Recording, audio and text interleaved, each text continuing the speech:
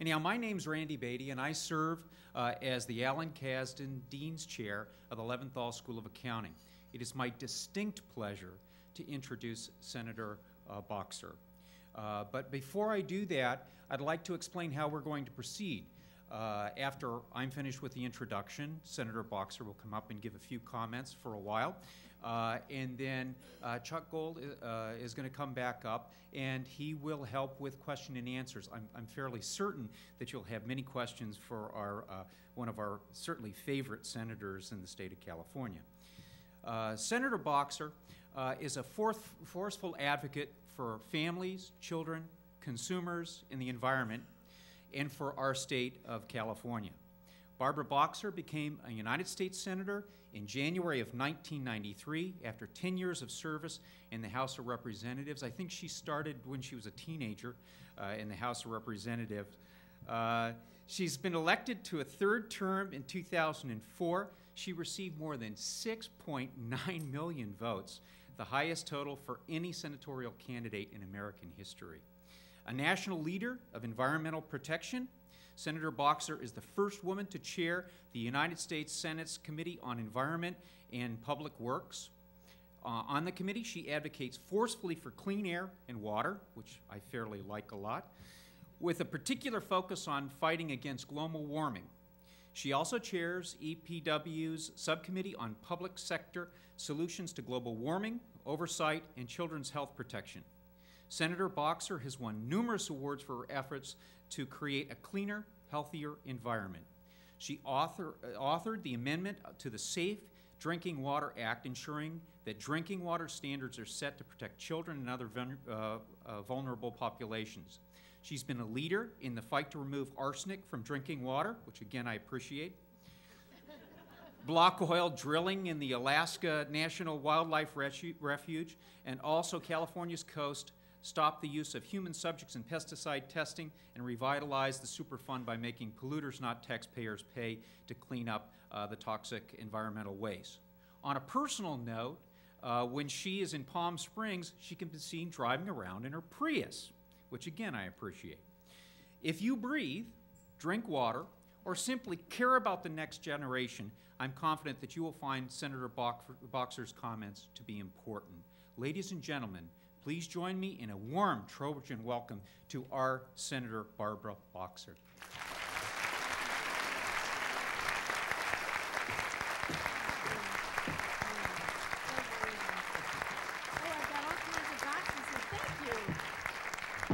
You missed what was going on back here. We had two boxes for me to stand on, and we got the best one. Excuse me, I'm going to get organized here. Has it been a great day so far? And you want to go home and watch the game? See, I know my audience, don't I? John Vandekamp, it's so nice to see you here. I'm delighted that you're here. Well, that was a beautiful introduction, Dean. I thank you wherever you went. Thank you very much. It is certainly an honor to be invited here today, and I hope that what I say will generate some interest and some questions, so I'll get on with it. I know that I'm speaking to a very important group of people because USC Marshall has long been recognized as a leader in providing the next generation of entrepreneurs. And the fact that you're interested in green business is really joyful for me, because I think a green revolution is transforming the way government and corporations think about environmental issues and think about the future. And for so many reasons, all important, moral, economic, and all the rest, we see entrepreneurs and business leaders shifting toward cleaner energy, greater efficiency, and technological innovation. And clearly one of the main drivers of this is global warming. It is our obligation to tackle global warming now. How many of you have read about, in pretty good detail, the Intergovernmental Panel on Climate Change, the UN? Raise your hand if you're pretty aware of it. But they have clearly told us, the IPCC, that global warming poses a tremendous danger for us all. And if we don't step up to the plate and wrap our arms around this problem and avoid the worst ravages, our future will be filled with things like drought and extreme weather events, threats to water resources, intense wildfires, threats to public health, and the extinction of up to 40% of the species on the planet. I remember sitting there chairing this hearing and having the scientists just look straight in the eye, and they don't get that excited, scientists. They're very calm, and they just said, Senator, we anticipate 40 to 50% of all of the species on Earth vanishing if we allow this 4, 5, 6 degree escalation. Well, the good news is that we can tackle this issue if we have the true desire and the political will, and so far, to tell you the truth, it has not evidenced itself in Washington. And so I am pushing very, very hard. And I think a lot of what is happening here in California and across the country and across the world is giving me the little bit of wind at my back so I can start to make the progress that I need to make.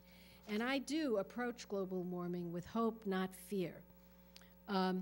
Because, a lot of times you have a problem and the cure is worse than the disease, but in this case, the cure is good for everybody. It's good for us when we get off foreign oil. It's good for us to make investments that have such a good payback. Sir Nicholas Stern, former chief economist at the World Bank, has told us that $1 invested in combating global warming can save us $5 later by avoiding the enormous cost to rebuild an infrastructure and rebuild business and all the things we'd have to do. But I also feel that those of us who care about this are certainly in a strong majority. 80% of Americans believe that shifting to new alternative energy will help America, will help us in many ways. It will create jobs, and it will create businesses, and it will create exports, and all those things we want. A 2004 Apollo Alliance report found that investments in low carbon and green technology, which, if the current bill that we're pushing, the Lieberman-Warner bill, were to pass, could create over 3 million new jobs over a 10-year period, while also stimulating $1.4 trillion in new gross domestic product and producing over $280 billion in net energy cost savings. And we know that one of the biggest costs you face as businesses, energy. And it's really kind of a bad news, good news story. The bad news is we use so much of the world's energy here in America, 25% approximately. We're 5% of the population. That's a bad news story, but it's also a good news story because we can fix it. Think about all the low-hanging fruit there has to be out there. We've proven it here in California. The other states, if they had done what we've done over the past 20 years or so, you'll be shocked to know, or maybe you're ahead of me on this, that we would save the equivalent of all the oil we import from the Middle East every year if the other states had just done the energy efficiency we have done here. So that's good for you to know for your next cocktail party. We see that in Britain, where they have cut back on carbon, they've had tremendous job growth, 500,000 new jobs as they cut back on carbon. And, all of us know the potential of solar, or I hope we do, of solar and wind and geothermal. And the Apollo Alliance again predicts that moving to clean energy will result in a new generation of manufacturing jobs, including advanced technology vehicles, wind towers, solar panels, and production of materials for renewable fuels refineries. So I could give you just a ton of these statistics, but I'll skip over that because I want to save time for questions. But when we build clean coal power plants, and we will figure out how to capture the carbon there, we will create so many jobs for laborers and sheet metal workers and pipe fitters, equipment operators and project managers, and these jobs will be created here. And this is the good news. I really see this as the new revolution. We had the Industrial Revolution and the Communications Revolution. It's a green revolution. And we're right at the beginning of it. Right here in California, we see entrepreneurs on the cutting edge of clean energy. I hope you've heard from some of them. I've visited companies that have cut back on energy use by one half. I've visited these companies in the Silicon Valley. And they're so excited because they feel they're doing something good for society, and their bottom line is better for it. Have any of you heard about Tesla Motors? Raise your hand if you've ever, oh, good. You are with me on this. Tesla Motors is producing an all-electric car. I took a ride in it. It's amazing, and all you guys want to know how quickly you go from 0 to 65. Very fast. Fastest car in the world. So they're marketing it not as something you do to be green, like sort of the Prius, but be cool. So saving energy is cool. And in America, if we get that across, there's nothing stopping us because everyone wants to be cool. Anyone here of Bloom Energy? A couple of you. Bloom Energy in San Jose is creating the next generation of fuel cell electrical generation systems. Their technology has the potential to revolutionize the way electricity is generated. It holds the potential to bring clean electricity to parts of the world that have zero electricity now. And I mentioned, I wanted to say that that company I visited that cut back on half of their energy use was Sun Microsystems. Sun Microsystems. So we can really release all of this and unleash all of this technological creativity by what we do in Washington. Now we've seen in California, we have been in California on the cutting edge. And that's why it was so serendipitous that I took the gavel when I did of the Environment Committee. Coming from this state, it's such a perfect fit and such an and people said, well, will you run for a fourth term? And I looked at them and I said, I'm the chairman of the Environment Committee. Are you kidding? Of course, as long as I'm alive and, you know, perky, I'm going to keep trying to get back there because we've got to begin and complete this job by passing strong legislation. And we finally made a breakthrough. We got one Republican to join us in the committee. Yes, and I love him, John Warner. And he came over and he decided that, yes, he felt this was the time and the moment. And so we passed this bill out of the committee, and I'm thrilled. In order to get there, we did have 25 hearings. I think people were so exhausted they just voted for the legislation. Let's just do it. 25 hearings with business and labor, and we had input from every sector, religious community, the states, the cities. It was fabulous, the governors and the rest. You all must have heard of USCAP. It's a group of businesses and environmental groups that have come together, and they've been very helpful. And I won't read the names of all the people in it, but if you want to know, I'll put it over here. But it's a really pretty amazing group of people who have come together calling for action on capping emissions, USCAP. So we have the science. We know this is happening. And people say, there are still a few people like my ranking member on the committee, James Inhofe, who says global warming is the hugest hoax ever perpetrated on the people. But, you know, there are always people who said that smoking didn't cause cancer. There are always people who said HIV doesn't cause AIDS. So I put up with it. But the fact is, I'm going to listen to 99% of the scientists because I'm not a scientist. And I have to listen to them. And they are very much together on this, telling us we have to act. So we are acting. On June 2nd, we're going to have the bill on the Senate floor. It sets up a cap-and-trade system. If you want to know more about it, I can tell you about it in the questions. But we're going to have some very strong goals. Our near-term goal is stronger than California's. Our long-term goal is a little less than that. But under the cap-and-trade system, the free market will establish a price on global warming pollution emissions. And we're going to have enforceable targets, and that's going to be the kind of signal that all of you who are going to be out there and who are out there now in the business world looking for these opportunities, you want to have that signal to know that, in fact, we're serious about this. There is a price on carbon, and we need to get to those technologies that get rid of it. So we're excited. We will have a lot of income coming into the federal government, which is important, that we can distribute to develop clean technology. So we're going to see a lot of those grants coming out. We're going to train people to work in these new jobs. It's all very, very exciting. We're going to have some funds for the poor countries of the world to help them avert some of the real problems. And the other great news is we're going to have a new president.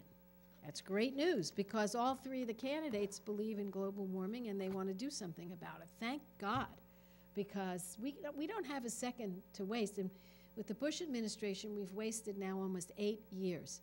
As a matter of fact, they said it was their position that under the Clean Air Act, they couldn't regulate carbon. They couldn't regulate greenhouse gas emissions, even though the Clean Air Act, which was passed so long ago in the 70s, clearly says that Congress can regulate any emission that has anything to do with climate change. Now, I'm not a lawyer, but I am married to one. My father was one and my son's one. So I got a little bit of it through osmosis. If it says you can regulate you must regulate any pollutant related to climate change, it seems to me to go to court, to be forced to go to court and waste 8 long years, finally to have the Supreme Court, which is not the most liberal court we've ever seen, tell the administration, you better get with it. You better get with it. And they still haven't gotten with it. They're environmental outlaws over there, that gang. Excuse me. You know I speak from the heart. It's what is the truth. And I'm not making that up. Just read the number of times they were overturned in the courts in trying to avoid the Clean Air Act and backdoor it. It's really been a tragic situation, if you want to know the truth, for me to sit there and watch this. So 8 years they said, oh, we can't regulate carbon. The Supreme Court tells them they have to. They now say they're going to start holding hearings on it all over again. And California, a number of states have just sued them again to get them to act. So I tell you this because I want you to know the truth of why we haven't moved forward on this. It's really sad. And to hear people say, well, China just passed us as the largest emitter, so why should we do anything until they do something? And India is coming along. Why should we do anything till they do something? Since when does America sit back and wait for China to do the right thing on anything? This is our job, to lead the world, not to follow the people who are just dragging it all out. So it's really been very difficult. Now, will this be an easy bill to pass? No, because it's a landmark law. It follows in the line of other landmark laws, the Clean Water Act, the Clean Air Act, the Safe Drinking Water Act, the National Environmental Policy Act, the Endangered Species Act. These are the landmark laws that make America America, and this climate change bill will come right behind it. But those bills were hard to pass. This bill will be hard to pass, but we are starting to debate on June 2nd. We're going to take this bill as far as we can take it. If there's any poison pill amendments, because you know in the Senate anyone can amend any way they want if they get the votes, then we will pull it down, because we are going to have a much more friendly president and Congress, I think, next time. So you all heard, I think, about the California waiver, where we wanted to go ahead and regulate the emissions from autos. And we have always gotten, 50 times we've gotten waivers before, since the Clean Air Act passed. This time, first time in history, we got denied.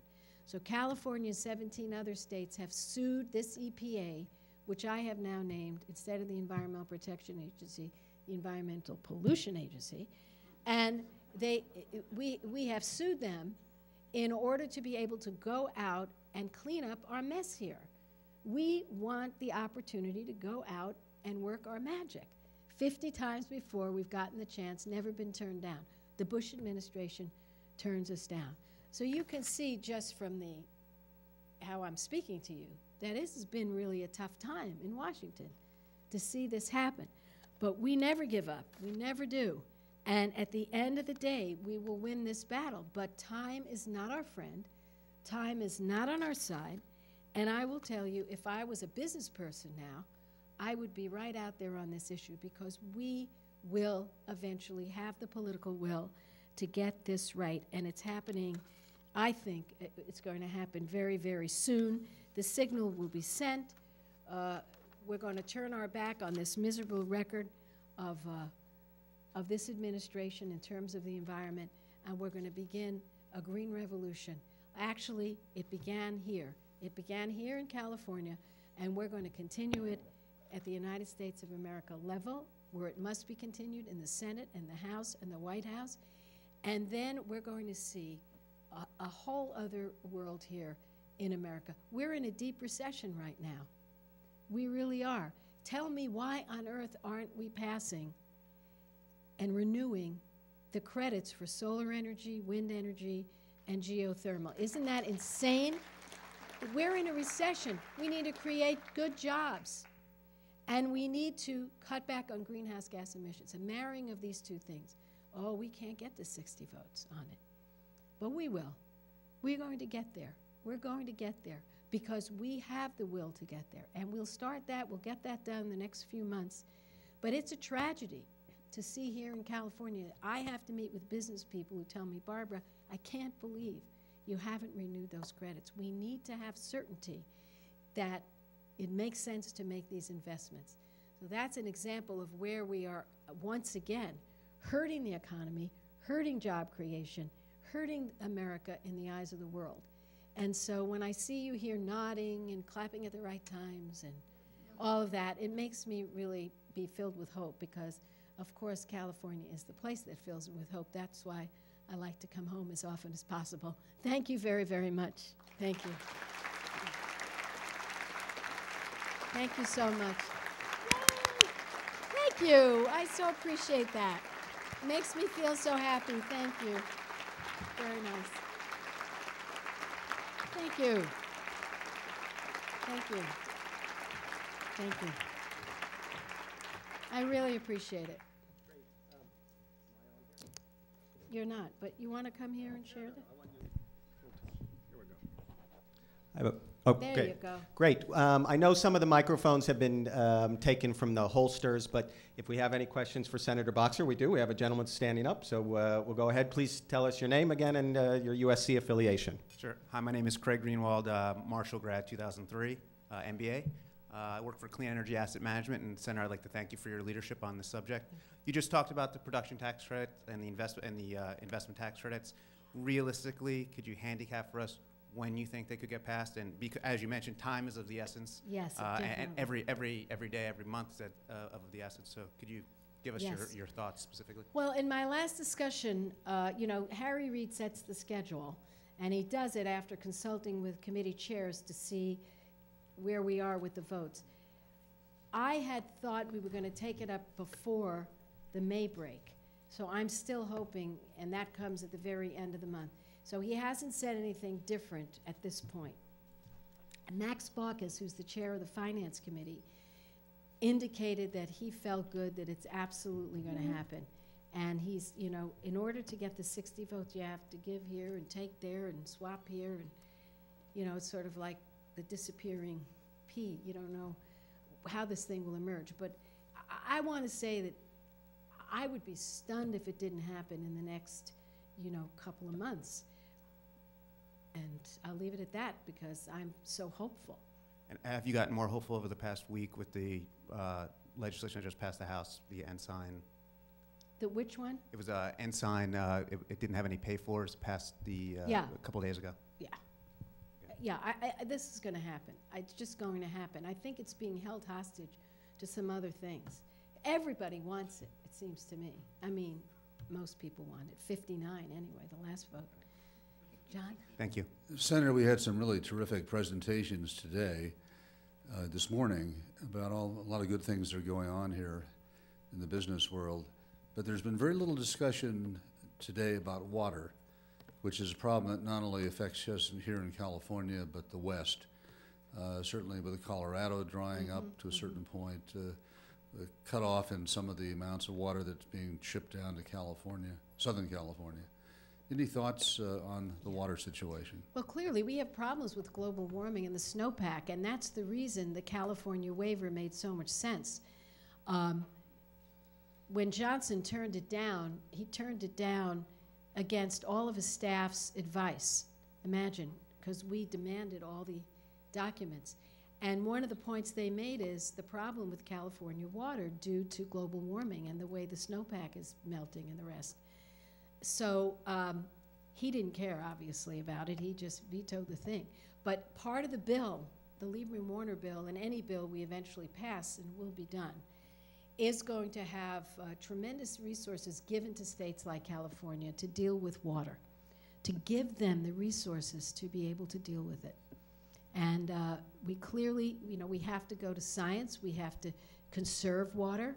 We have to figure out ways to recycle water that's not, talk about a great technology. We've got to figure out a way to recycle the water. We got to figure out a way to take the salt out of water using very little energy to do it. So these are the what you guys and gals are going to be working on. And once we do that, we're not going to have these major problems. So I think working on global warming absolutely entails mitigating these issues and resolving these issues. They're very serious. The water issues are very, very serious. Great. Before we get to your question, just so we're all on the same page, this June 2nd, Lieberman-Warner, Lieberman being an independent, Joe Lieberman, and Warner, John Warner from Virginia. Yes. The name of the bill is the Climate Security Act of 2008. Great. And you've mentioned Stephen Johnson. I saw you on C-SPAN saying that Stephen Johnson is the director of the EPA. The administrator. Administrator. Outside of, what was his main reason for blocking, or what was his obstacle? I mean, what was his, a profession? For blocking the waiver? Yeah. Well, he has said a number of different things. Originally, he said, I blocked it because Congress passed new mileage requirements, so that'll take care of federal action. We're taking care of it. You guys forget about it. Of course, he hadn't read the Supreme Court decision that preceded that, which said no matter what Department of Transportation does on fuel economy does not mitigate your responsibility to take additional steps. So then he backed off of that and basically just said that he thought, and this is unbelievable, it would be terrible to have a patchwork quilt of different rules on global warming. That's his answer. But guess what? There is no patchwork quilt. There are two standards under the Clean Air Act a state can adapt for any pollutant, okay? They can adapt the federal standard, which is usually the lower standard, but it's the base standard, or California standard.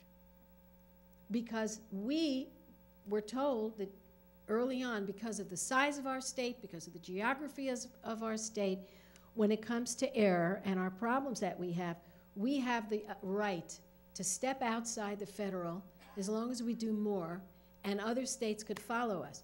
So there's no patchwork quilt here. It's ridiculous. There's two standards, there always have been. So he makes up things that just have no chance. And trust me, he's been overturned on every single decision he's ever made. And this one is no exception. Interesting. Go ahead, sir. Hi. Thanks for coming. Excuse me. Let me give you the good news, though. Yes. All three candidates have said they'd sign our waiver. Okay? So. Well, thanks for coming, Senator. What I wanted to ask is, we hear a lot of disputation of the global warming science. You do? Well, in the media at least we do. But with the $300 billion trade deficit related to energy, it seems to me that there's really no downside in going to alternative energy, even if global warming were not to even exist, which I think it does. But I guess my question is, who are the powers that be that are stopping this progress, and what can really be done to move that off the ball so that we can move forward the on Bush administration. alternative energy? The Bush administration. And who's behind them? Mr. Bush, Mr. Cheney, Mr. Johnson. Trust me. Thank you. That's it in a nutshell. I mean, and I just might say, there is no doubt that global warming is happening. Even our president admits that it is, okay?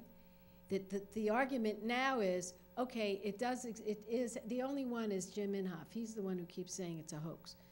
But, he'll be drowning in water up to here if he goes to the coastline and still say, no, it has nothing to do with global warming.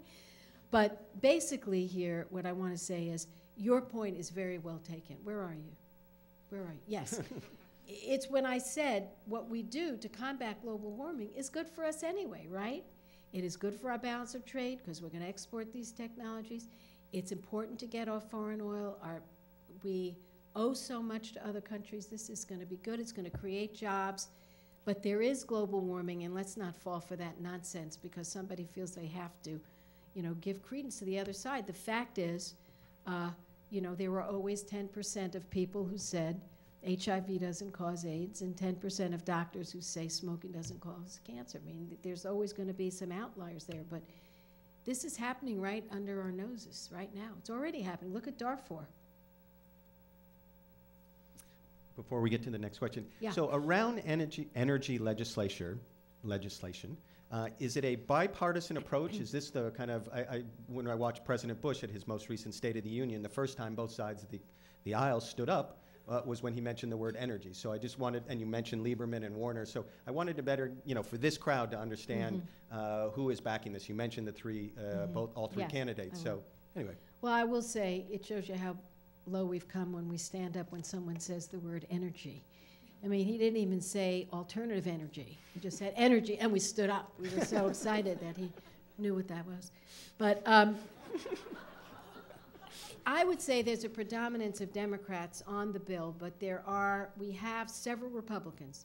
I could name a couple of them. Liddy Dole is on the bill. Coleman's on the bill. Specter's on another bill.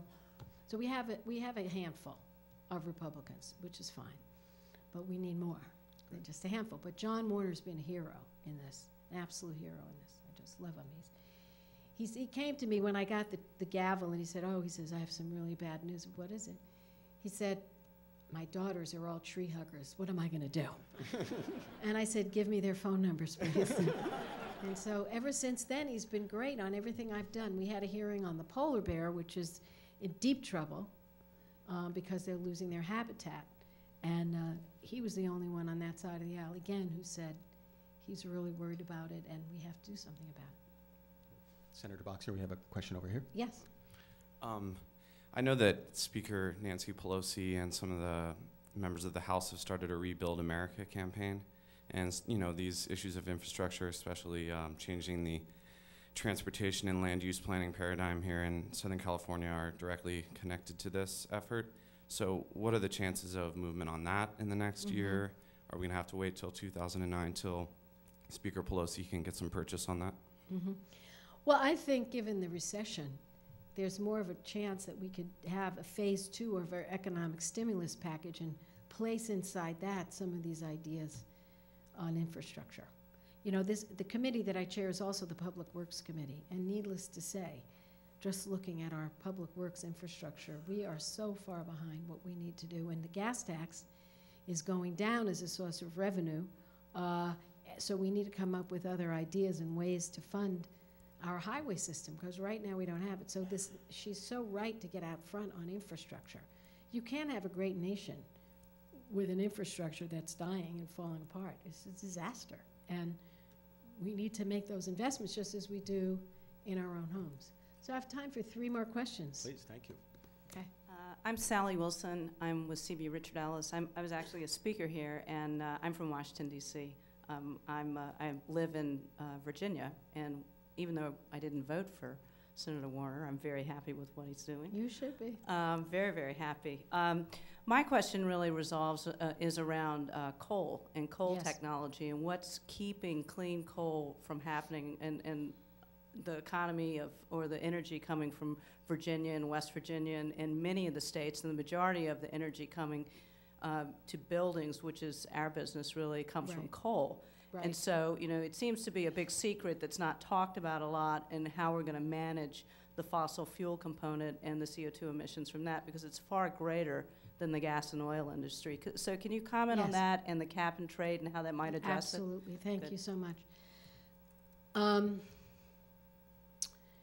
The reason we need to pass cap and trade is because we need to send a signal that we're real and not have an easy exit out of the system. Because what we need then is to go to, and this is what we do in Lieberman Warner, we go to 2,100 facilities. Those are really at we call the source of the problem. It's not upstream, we go downstream. And we say to those 2,100 facilities, how much do you pollute in terms of greenhouse gas emissions? It's measured. And say, okay, from now on, you're going to get a declining number of allowances. 1 allowance per ton or whatever, however it's done. So at the end of the day, you have to say to these sources of pollution, you have to now reduce the amount of carbon you put in the air, okay? Or you have to go out and find offsets, or buy more allowances. You're putting a price on carbon. It's going to generate all this wonderful technology. With the money that comes in to the federal government, we will then invest in these clean technologies, including clean coal. There's a lot of money in this bill. Some say too much, though, but a lot, going into clean coal technologies. Why do I support that? I could reduce the amount, but I still think it's important. A lot of enviros say, forget about coal. Why even work with them? Well, simple point. There's 200 years worth of coal in America. We better figure this out. And I believe the genius of America will figure it out once you put a price on carbon. This is a capitalistic free market economy. You put a price on carbon, we'll figure it out. So the reason we haven't had as much movement is we haven't had to. You know? What is the incentive for people to go in and invest a ton of money in clean coal if there's no law at the federal level that says, hey, folks, over the next 20 years, you know, until 2050, you're getting a declining number of these allowances, okay? So that's why it's got to be tied in with the cap and trade system. And I am very optimistic. I went to, first of all, how many of you have gone to Greenland to see the ice melt? Anybody here? I have to tell you, one person, it is the most extraordinary thing to just look at the, because in case you're a doubter, where's my friend over there? He's there. If you know any doubters, you tell them to go to Greenland. And you get to this place in Greenland, and now you go out on the water, and you see the chunks of ice that have broken off the sheet. They are way larger than this room. Imagine the awesome sight, and they almost look like sculpture. They're all these magnificent, and true ice is blue.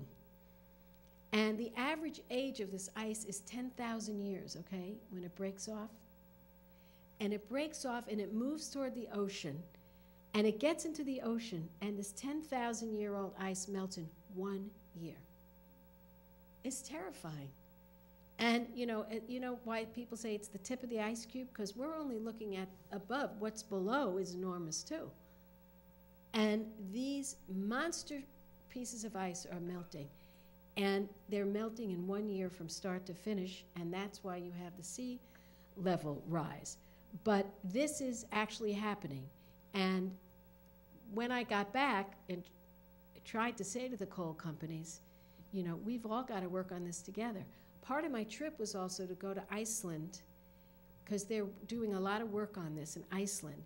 And there's a joint project going on between Columbia University and the government of Iceland. They're figuring out a way to capture the carbon and turn it into this hard kind of rock. And it's fascinating. They figured out how to do it. Now, it's very expensive.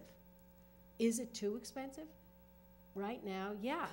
But when the price of carbon goes up to where it's going to go up, this idea may take hold. So everything is turning on passing a cap and trade system, and we need to do it in the United States of America. We can't have California have a cap and trade and this one have a cap and trade. So your question is so pertinent.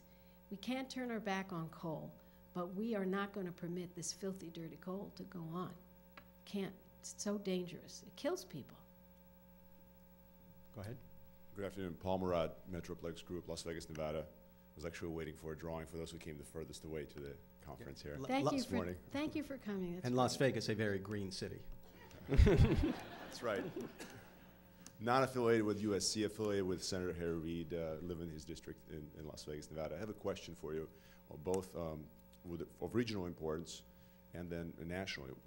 Are there any initiatives of any of the committees that you sit on, the Department of Transportation, to provide alternatives to travel instead of interstates on public transportation, whether it's rail-based, maglev, as was mentioned earlier, something that would take millions of cars off the interstate, such as Interstate 15, and we know what it's like here on Fridays and Sundays between Vegas and LA. Are there any initiatives on your level, or is it all being driven by the private sector?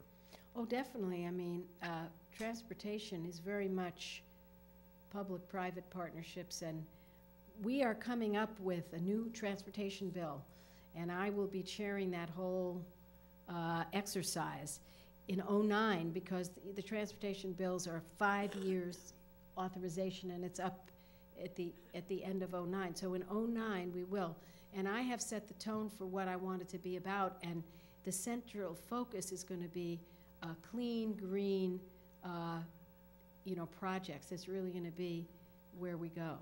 So yes, there's going to be a lot of funding devoted to this, and a lot of priority devoted to this. In addition, you have to know that this bill that we're pushing so hard on, the Lieberman-Warner bill, has a lot of revenue that will come to the states who are doing a good job, and the states can use it for a series of things, not too many, and one of them is transportation. And so that funding will match with the state bond issues that we've had. So I think there's no question that we're going to see a big change. We're also trying to get the rails cleaner, less polluting, and also see if we can get a lot of trucks off the road using containers in rail, which would make a big difference too. So yes, thank you for the question. We're gonna, goods movement and clean energy is gonna be the centerpiece of that bill. Excellent. And last question. Yes, last question. Hi there. My name is Lauren Johansson with YourDailyThread.com, which is LA's guide to conscious living, conscious in the sense of socially and environmentally. Say it again, your .com? YourDailyThread.com. YourDailyThread.com. Correct. Okay. So socially and environmentally conscious businesses and events in the city. So a bit of a tree hugger myself, but coming from a very, very right-wing conservative business family. And so to be able to communicate with my family and with my family's friends and whatnot, sometimes I have a really hard time, obviously. Well, good, so because I have to sit next to Jim Inhofe every day on that panel, so I get what you're talking about. You know? I guess my question is, with a heart that believes in the cause, Right. but yet, somebody has to pay for that. The funding's not coming from out of nowhere. It's business people like people in this room that have to front that bill. And when you own a business and you got to pay those bills, it's hard. It's hard to support something when it's coming out of either your pocket or your business's pocket. So I guess my question is, do you have a recommended sort of elevator pitch in terms of how to be able to get people like that on board in terms of this is where the money is going, this is how it's being used effectively in the government, and also in terms of being able to meet that bottom line within the business? Well, in terms of global warming, I assume what you're talking about, right? Well, global warming is a threat to our families. It's a threat to our children. It's a threat to our grandchildren. If people put how much is, a grandkid worth? I don't know how else to put it. It just, this is a serious threat to the human race. If you took, I'd say to your dad or someone, would you take little Johnny, his grandson, to the supermarket and leave him in the car in a burning hot day with the windows closed and go in and do your shopping? No, you would never do that, Dad. You never would endanger him. Then why would you turn your back on a crisis that is coming where we have to set aside all these short-term, feelings? We need to save the planet. And especially if he believes in God, I don't see how we could walk away from this, because 40% of God's species will be lost. So it is, for once in our life, guess what? A little bit more important, maybe, than a few bucks in your pocket to, first of all, understand what our job is. Secondly, I think at the end of the day, we all become far more prosperous. So I would appeal to that sense of him as a business person and someone who cares, because at the end of the day, we're going down right now because we don't have a vision of where we're going to create the jobs in this country. The jobs in this country have gone. Businesses are not doing well. I mean, I'd give him an example of Virgin Airlines, a new airlines. They came to see me. They're so environmentally conscious. It was so amazing to hear them. They're here They today. said, where are they? Yay! They came to say, I didn't even know you were there, so I get special points for this. The fact is, they come in the office and they tell me, we want to be a model. We want to be a model. We want to figure out ways to land and take off, that we're using less gas. We think it helps our bottom line, and we think it's better. We're going to take our offices, we're going to make them all as energy efficient as we can, and we're really excited about it. And I said, well, I really appreciate it, but I do think you're being very wise, because if we lose this battle against global warming, and read the book 6 Degrees, okay? Anybody read that book, 6 Degrees? It shows you what happens with each degree that we go up.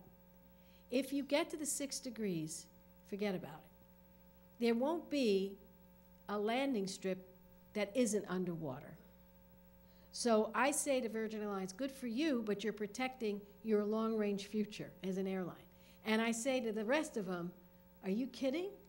You don't think this is important when, in fact, you may not have a place to land your aircraft. I mean, that's what we're talking about here. So I would use a combination of guilt, which I'm really good at because I'm Jewish, and I do that very well with my children on a regular basis. Guilt, I would use. You wouldn't do this to how can we do this to our grandkids and so on. Definitely use that. Use science. Say, Dad, there is no argument here. And use the fact that it really is a short-term, you make an investment that's going to pay off at the end of the day. Now, we know there are some problems with fluorescent lights. There's a big article today in the Chronicle that said if they ever break, you have to sort of call the Hazardous Waste Disposal Center. And we have issues because of the mercury in the bulbs. We know that. It's not perfect. But the truth is we have technologies like that that you go and buy a bulb. You make sure you don't break it. It's very important. And it costs $7.99. In literally a year, you are making so much money from that bulb. So I would just argue, I just don't see it as a money loser. I think if we all do this together, it's an absolute winner. And at the end of the day, for America to be the leader on this ensures that we are going to go finally into this mid-century leading the world in inventions, technologies that everybody wants. Jobs will be created. We're going to have a purpose for our society instead of every person for himself. But I think you can do it. If you did that blog, you can do this because the facts are all on our side on this one. They just are. There just is, as my friend said here, whether this thing is real or not, put it aside. Everything you do at the end of the day is a positive. It's positive for the air we breathe. It's positive for our pocketbook. It's positive for our economy. It's positive for jobs. And it's going to really give us a lift out of this kind of muck and mire that we find ourselves in at the current time. Well, I just want to say to all of you, you've been just a wonderful group to speak to. I have enjoyed it tremendously. And I'm just very proud that you're lifting your head up and you're looking for opportunities, but you're looking in a direction that is so responsible. And I hope that you'll consider me your partner in this effort. Thank you very, very much. Thank you. See you. Thanks. Senator Boxer, if you would just stay up on the stage for just a sec. We have Stanley Gold and Thank Dean you. Randolph Beatty coming up. Yeah. And thank you all so and much. thank you so much for summing up the day about doing well by doing good. So thank you That's so right. much. Oh my goodness. Does this fit the definition of the GIFT Act in this I'm very nervous. Good ticket. Senator Boxer, thank you for coming. Oh, you'll love the hat. They'll love the hat. Green USC hats. Now remember, we're never supposed to put on hats, you know. This one you can put on. Politicians aren't, Yeah. but I Oh, look at that. Hey. What am I going to tell my son who went to Berkeley? I shouldn't have told you that. You loved me up to that point, right? Thank you for participating. Thank you so much. I just had a great time. Thank you. Thank you. And let's all have a nice, beautiful weekend, too. Take care. Beautiful. Bye-bye.